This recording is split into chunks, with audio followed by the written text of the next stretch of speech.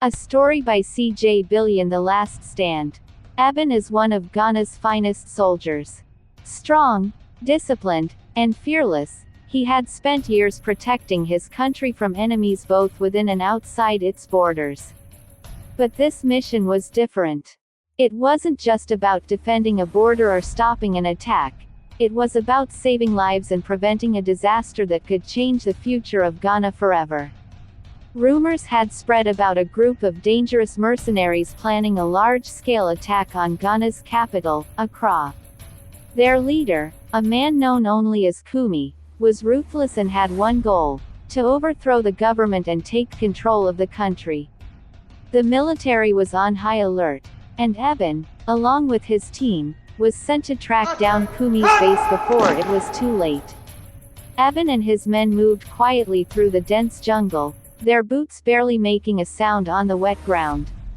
Their mission was simple: find Kumi's camp, gather intelligence, and stop the attack before it began.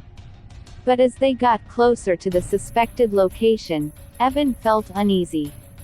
Something wasn't right. Suddenly, a shot rang out from the trees. "Ambush!" Eben shouted as his team dove for cover. Bullets whizzed past them, and the jungle came alive with the sound of gunfire. Eben quickly assessed the situation. There were too many of them. They had walked right into a trap. "Fall back," Eben ordered. But the retreat wasn't easy. His men were pinned down by the mercenaries, and it seemed like every step they took only led them deeper into danger. Eben knew they couldn't hold out for long. He had to come up with a plan, and taking a deep breath, Eben made a bold decision. He would create a distraction to give his team time to escape. Without hesitation, he grabbed a grenade from his vest, pulled the pin, and tossed it towards the enemy's position. The explosion rocked the jungle, giving Eben's team the opening they needed. "Go, I'll cover you," Eben shouted. His men hesitated, but they trusted their leader. One by one, they slipped away into the jungle, leaving Eben alone to face the enemy. As he exchanged fire with the mercenaries, he knew this might be the end. Then, from the shadows, Kumi appeared. "I've heard of you, Eben," Kumi said, stepping forward with a smirk. "The brave soldier, the hero of Ghana. But today, you die."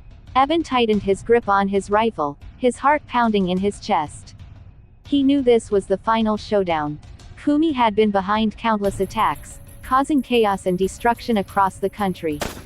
And now, it was up to Eben to stop him once and for all. The two men stared each other down, the tension thick in the air. Without warning, Kumi fired. Eben dodged, returning fire. The jungle echoed with the sound of their battle. Eben's training and experience kicked in, and he used every bit of cover to his advantage. Kumi was fast, but Eben was faster. As Kumi tried to make his escape, Eben saw his chance.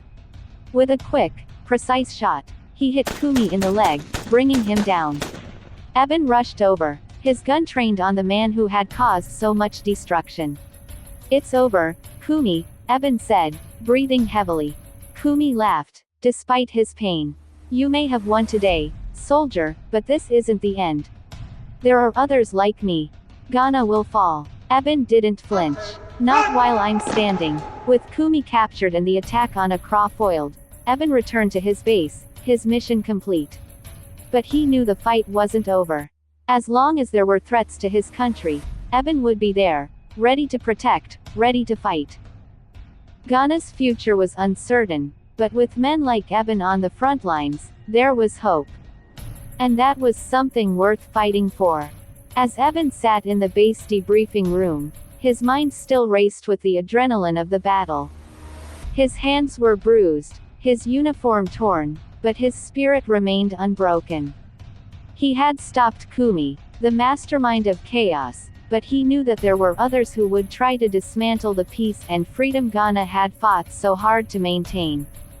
The door to the room creaked open, and the familiar, authoritative figure of President Mahama walked in.